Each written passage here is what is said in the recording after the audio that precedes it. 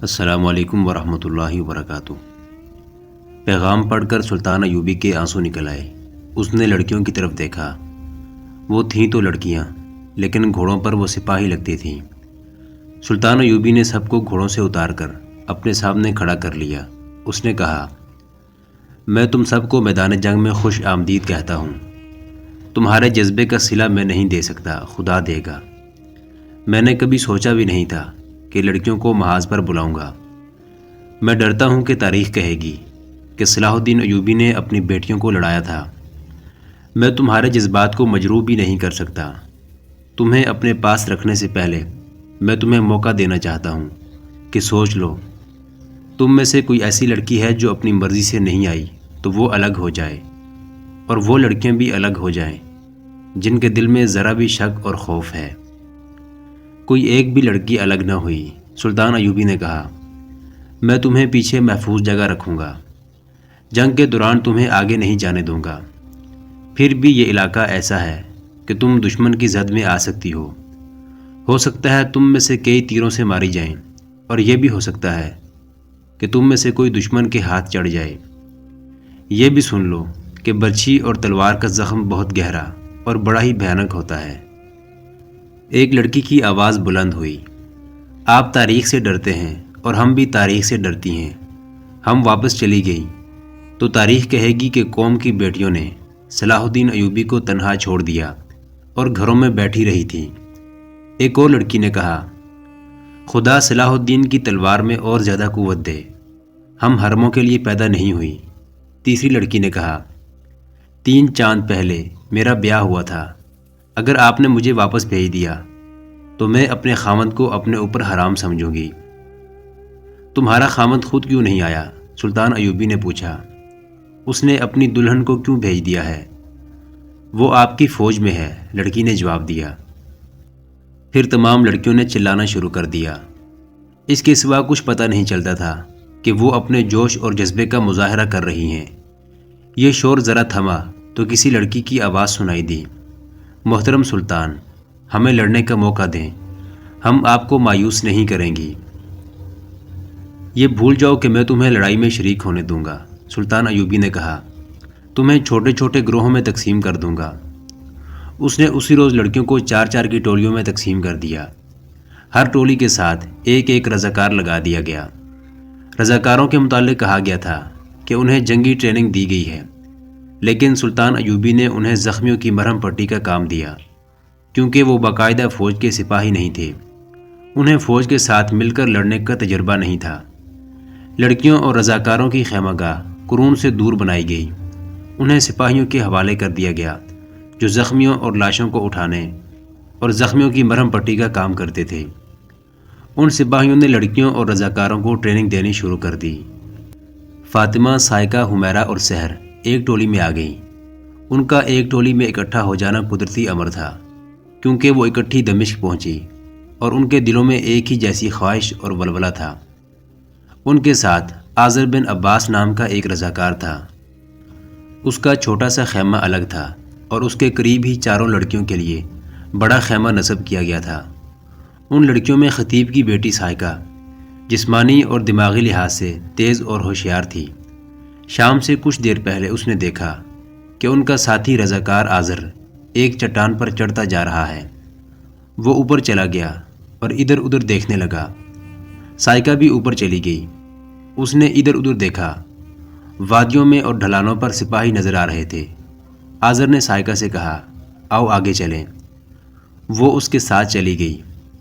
آذر قدرتی مناظر اور پہاڑی علاقے کی تعریفیں کرتا رہا۔ آذر خوبرو جوان تھا۔ اس کی باتوں میں زندہ دلی اور چاشنی تھی۔ اس نے سائقہ کے ساتھ بڑی شگفتہ سی باتیں شروع کر دیں۔ سائقہ نے بھی اس میں دلچسپی لینی شروع کر دی۔ وہ سورج غروب ہونے سے ذرا پہلے واپس آئے۔ اتنے سے وقت میں آذر سائقہ کے دل میں اتر چکا تھا۔ افطاری کے بعد لڑکیاں اپنے خیمے میں بیٹھی کھانا کھا رہی تھیں۔ فوج کے کسی کمانڈر نے خیمے میں جھانک کر دیکھا اور لڑکیوں سے پوچھا کہ انہیں کوئی تکلیف تو نہیں۔ لڑکیوں نے آرام اور اطمینان کا اظہار کیا تو کمانڈر خیمے سے ہٹ گیا۔ باہر آذر کھڑا تھا۔ اس نے کمانڈر کو باتوں میں لگا لیا۔ وہ بہت دیر باہر کھڑے باتیں کرتے رہے۔ سائقہ ان کی باتیں سن رہی تھی۔ آذر نے کمانڈر سے پوچھا کہ اتنی تھوڑی فوج سے وہ 3 فوجوں کا مقابلہ کس طرح کریں گے؟ دشمن کے لیے پھندا تیار ہے، کمانڈر نے کہا۔ جنگ اس میدان میں نہیں ہوگی جہاں دشمن کو توقع ہے، ہم اسے اس جگہ گھسیٹ لائیں گے جہاں ہم نے وسیع پیمانے پر گھات تیار رکھی ہوئی ہے۔ اس کمانڈر نے آذر کی جذباتی اور جوشیلی باتوں سے متاثر ہو کر تفصیل سے بتا دیا کہ سلطان ایوبی نے اپنی فوج کو کس طرح تقسیم کیا ہے اور وہ کیا کرے گا۔ مصر کی کمک کے متعلق بھی ساری تفصیل بتا دی۔ اسی رات کا واقعہ ہے۔ آدھی رات کے لگ بھگ سائقہ کی آنکھ کھل گئی۔ اسے آذر بن عباس کے خیمے سے باتیں سنائی دیں۔ وہ سمجھی کہ آذر کا کوئی دوست ہوگا، لیکن اسے یہ الفاظ سنائی دیے: تم ابھی نکل جاؤ، کچھ باتیں تم نے خود معلوم کر لی ہیں، باقی میں نے بتا دی ہیں۔ میرے لیے یہاں سے نکلنا ممکن نہیں تھا، اچھا ہوا تم آ گئے، اب راستہ سمجھ لو۔ اس آدمی نے آذر کو بتایا کہ وہ کس طرف سے نکلے۔ اسے سارا راستہ سمجھا کر کہا: تم پیدل جا رہے ہو، پیدل ہی جانا چاہیے، صبح سے پہلے پہنچ جاؤ گے، جلدی پہنچنے کی کوشش کرنا، کہیں ایسا نہ ہو کہ وہ کل ہی اندھا دھند حملہ کریں۔ پھندا تیار ہے اور مضبوط ہے، قرون کے اندر نہ آئیں، خدا حافظ۔ سائقہ کو اس آدمی کے قدموں کی آہٹ سنائی دی۔ وہ چلا گیا تھا۔ سائقہ نے خیمے کا پردہ ذرا سا ہٹا کر باہر دیکھا۔ آذر اپنے خیمے سے باہر کھڑا تھا۔ وہ ایک طرف چل پڑا۔ سائقہ نے اپنے خیمے کی کسی لڑکی کو جگائے بغیر اپنے سامان سے خنجر نکالا اور باہر نکل گئی۔ آسمان پر ہلکے ہلکے بادل تھے جن کی وجہ سے چاندنی بہت ہی دھندلی تھی۔ سائقہ کو آذر سائے کی طرح نظر آ رہا تھا۔ کچھ فاصلہ رکھ کر اور اوٹ میں ہو کر اس نے آذر کا تعاقب کیا۔ آذر ایک چٹان کے دامن میں ہو گیا اور چلتا گیا۔ سائقہ بھی اسی راستے پر ہو گئی۔ راستے میں کوئی سنتری یا کوئی اور فوجی ادھر ادھر آتا جاتا نظر نہ آیا، اس لیے سائقہ سمجھ گئی کہ لڑکیوں اور رضاکاروں کے خیمے اگلے مورچوں سے بہت پیچھے لگائے گئے ہیں اور اس سے پیچھے کوئی فوج نہیں۔ سائقہ کو معلوم نہیں تھا، وہاں کئی جگہوں پر فوج موجود تھی، لیکن جو آدمی آذر کے پاس آیا تھا وہ اسے ایسا راستہ بتا گیا تھا جو اسے فوج کی نظر سے بچا سکتا تھا۔ وہ ایک کٹی ہوئی چٹان کے اندر چلا گیا۔ سائقہ رکی۔ ذرا دیر بعد وہ بھی چٹان کے کٹاؤ میں داخل ہو گئی۔ آگے وادی تھی جس میں درخت بھی تھے۔ آذر کسی درخت کے پیچھے رک جاتا، ادھر ادھر دیکھتا اور چل پڑتا۔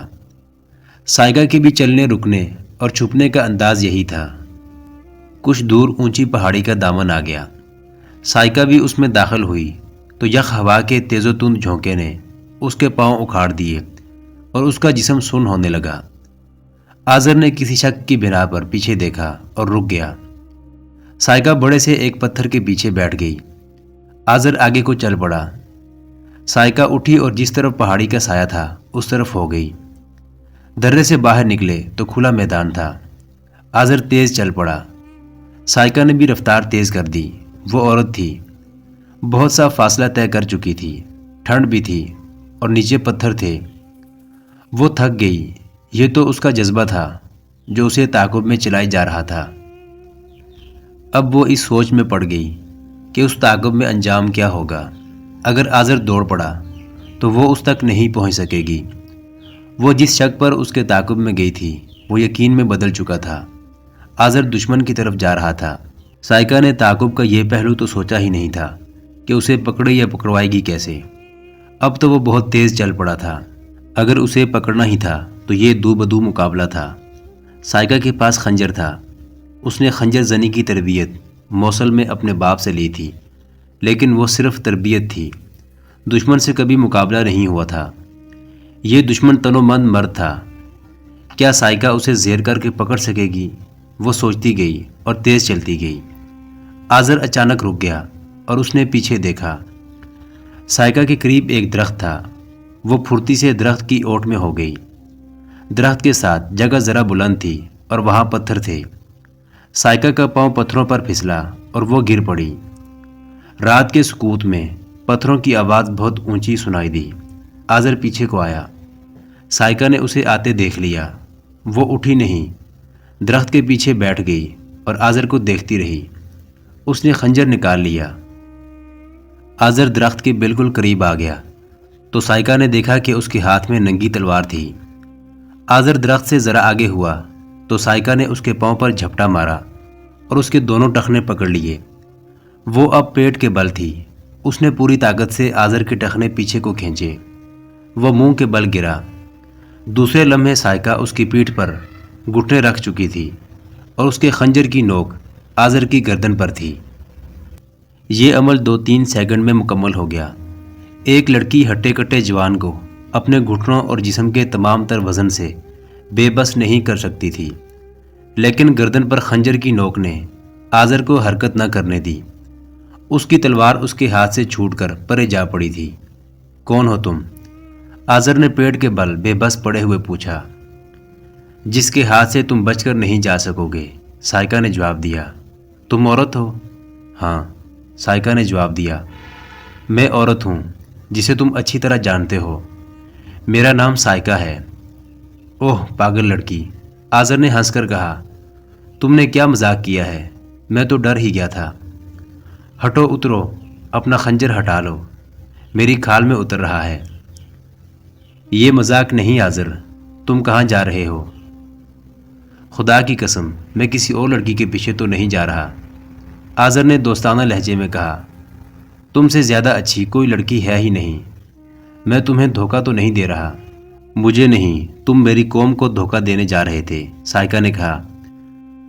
تم مجھے سب سے زیادہ اچھی لڑکی سمجھتے تھے اور میں نے تمہیں سب سے زیادہ اچھا مرد سمجھا تھا، مگر اب نہ میں تمہارے لیے اچھی ہوں نہ تم میرے لیے اچھے ہو۔ فرض نے جذبات پر مہر ثبت کر دی ہے۔ تم اپنا فرض ادا کرنے چلے تھے، میں اپنا فرض ادا کر رہی ہوں۔ اگر تم میرے خاوند ہوتے، میرے جسم اور روح کے مالک اور میرے بچوں کے باپ ہوتے تو بھی میرا خنجر تمہاری گردن پر ہوتا۔ تم نے مجھے کیا سمجھ کر گرا لیا ہے؟ آذر نے پوچھا۔ نام کا مسلمان اور صلیبیوں کا جاسوس، سائقہ نے کہا۔ تم صلیبیوں کے دوستوں کو بتانے جا رہے ہو کہ احتیاط سے حملہ کرنا اور قرون کے اندر نہ آنا۔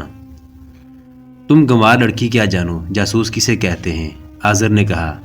میں دشمن کو دیکھنے جا رہا تھا۔ میں جانتی ہوں جاسوس کیسے ہوتے ہیں، سائقہ نے کہا۔ میں بہت بڑے جاسوس کی بیٹی ہوں۔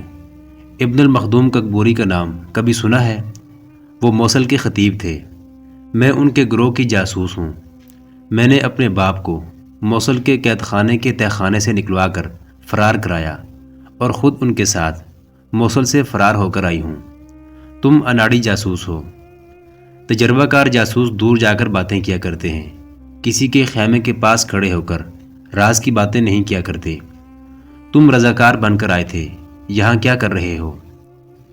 میرے اوپر سے اٹھو، آذر نے کہا۔ خنجر ہٹاؤ، میں ایک ضروری بات کرنا چاہتا ہوں۔ تمہاری زبان آزاد ہے، سائقہ نے کہا۔ کہو، ضروری بات کہو، میں سن رہی ہوں۔ آذر خاموش ہو گیا۔ اس کا جسم بے حس ہو گیا۔ اس نے ماتھا زمین سے لگا دیا۔ سائقہ کے سامنے اب یہ مسئلہ آ گیا کہ اسے باندھے کیسے اور وہاں سے کس طرح لے جائے۔ اگر اسے قتل کرنا ہوتا تو اس کے لیے مشکل نہیں تھا۔ وہ اسے زندہ ایوبی کے پاس لے جانا چاہتی تھی، چونکہ وہ خود جاسوسوں کے گروہ کے ساتھ رہ چکی تھی، اس لیے جانتی تھی کہ جاسوسوں کو زندہ پکڑا جاتا ہے۔ اسے یہ خیال آیا کہ ارد گرد کہیں اپنے سپاہی ہوں گے۔ اس نے بڑی ہی بلند آواز سے کہا، کوئی ہے تو پہنچو، آؤ ادھر آؤ۔ پھر اس نے کہا، جلدی آؤ۔ پھر اس نے آ ہو کی آوازیں بلند کی۔ آذر جو بے حس ہو گیا تھا اچانک اتنی زور سے اچھلا کہ سائقہ جو اس کے پیٹ پر گھٹنے دبا کر بیٹھی ہوئی تھی لڑک کر ایک طرف جا پڑی۔ آذر تلوار کی طرف لپکا۔ سائقہ نے بجلی کی تیزی سے اٹھ کر آذر کو پیچھے سے اتنی زور سے دھکا دیا کہ وہ آگے کو گرا۔ سائقہ نے تلوار اٹھا لی۔ آذر دوڑ پڑا۔ اس کے لیے مقابلہ کرنے کی بجائے نکل بھاگنا زیادہ ضروری تھا۔ سائقہ شور مچاتی اس کے پیچھے دوڑی۔ اس کے پاؤں میں بلا کی تیزی آ گئی تھی۔ دور کہیں گشتی سنتری گشت کر رہے تھے، انہیں سائقہ کا واویلا سنائی دیا تو دوڑے آئے۔ آگے ندی تھی۔ آذر کو رکنا پڑا۔ سائقہ پہنچ گئی۔ اور دونوں سنتری بھی پہنچ گئے۔ آذر نے ندی میں چھلانگ لگا دی۔ سائکا چلائی، جانے نہ دینا جاسوس ہے، زندہ پکڑو۔ سنتری بھی ندی میں کود گئے اور آذر پکڑا گیا۔ اسے باہر لائے، لیکن ایک لڑکی کو دیکھ کر وہ غلط فہمی میں مبتلا ہو گئے۔ وہ سمجھے کہ یہ کوئی اور گڑبڑ ہے۔ ان کے پوچھنے پر سائکا نے انہیں بتایا کہ وہ کون ہے اور محاذ پر کس طرح پہنچی ہے، اور یہ آدمی رضاکار بن کے آیا ہے لیکن مشتبہ ہے، اسے سلطان صلاح الدین کے پاس لے چلو۔ سنو میرے دوستو، آذر نے سنتریوں سے کہا، تمہیں یہاں کیا ملتا ہے؟ چند سکوں اور 2 وقت کی روٹی کی خاطر مرنے آئے ہو؟ میرے ساتھ چلو، شہزادے بنا دوں گا، اس جیسی لڑکیوں کے ساتھ شادی کراؤں گا، دولت سے مالا مال کر دوں گا۔ ہم تمہارے ساتھ چلیں گے، ایک سنتری نے کہا۔ پہلے تم ہمارے ساتھ چلو، تم بھی چلو لڑکی، وہاں جا کر دیکھیں گے کہ یہ جاسوس ہے یا تم بھی جاسوس ہو، یا دونوں ادھر بدماشی کے لیے آئے تھے۔ سلطان ایوبی کے خیمے سے تھوڑی ہی دور حسن بن عبداللہ کا خیمہ تھا۔ سنتری آذر اور سائکا کو اپنے کمانڈر کے پاس لے گئے۔ کمانڈر انہیں حسن بن عبداللہ کے پاس لے گیا، اسے جگایا اور آذر کو اس کے حوالے کر دیا۔ سائکا نے حسن بن عبداللہ کو تمام تر واردات سنائی، تعاقب کی تفصیل بھی سنائی۔ حسن بن عبداللہ نے سائکا کو غور سے دیکھ کر پوچھا، تمہارا چہرہ میرے لیے اجنبی نہیں، تم شاید موصل سے فرار ہو کر آئی تھی۔ تمہارے ساتھ موصل کے خطیب ابن المخدوم بھی تھے۔ میں ان کی بیٹی ہوں، سائکا نے کہا۔ تم نے میری حیرت ختم کر دی ہے، حسن بن عبداللہ نے کہا۔ ہماری لڑکیاں تم سے زیادہ دلیر ہو سکتی ہیں، لیکن یہ ذہانت کم ہی پائی جاتی ہے جس کا مظاہرہ تم نے کیا ہے۔ مجھے محترم والد نے تربیت دی ہے، سائکا نے کہا۔ میرے کانوں میں صرف 2 جملے پڑے اور میں سمجھ گئی کہ یہ معاملہ کیا ہے۔ آذر کی جامہ تلاشی لی گئی، اس سے کاغذ برآمد ہوئے، ان پر نشان لگے ہوئے تھے جو سلطان ایوبی کی فوج کی پوزیشنیں ظاہر کرتے تھے۔ کاغذوں پر ٹیڑھی ٹیڑھی لکیریں تھیں۔ یہ قرون حماق کا خاکہ تھا۔ صاف معلوم ہوتا تھا کہ سلطان ایوبی کا مکمل دفاعی پلان دشمن کے پاس جا رہا تھا۔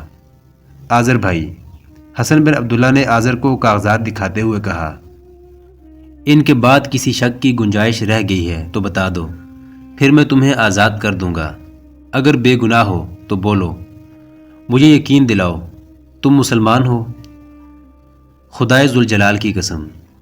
حسن بن عبداللہ نے اس کے منہ پر سیدھا گھونسا، اس قدر زور سے مارا کہ آذر کئی قدم پیچھے پیٹھ کے بل گرا۔ حسن نے دھیمی مگر قہر آلود آواز میں کہا، جاسوسی کافروں کی کرتے ہو اور قسم ہمارے خدا کی کھاتے ہو؟ میں تم سے یہ نہیں پوچھ رہا کہ تم جاسوس ہو یا نہیں، میں یہ پوچھ رہا ہوں کہ یہاں تمہارے جتنے ساتھی ہیں ان کے نام بتا دو اور بتاؤ کہ وہ کہاں کہاں ہیں۔ میں مسلمان ہوں، آذر نے التجا کی، سب کچھ بتا دوں گا، مجھے بخش دو، میں اگلی صف میں لڑوں گا۔ پہلے میرے سوال کا جواب دو، حسن بن عبداللہ نے کہا۔ اب تم مجھ پر اپنی کوئی شرط نہیں ٹھونس سکتے۔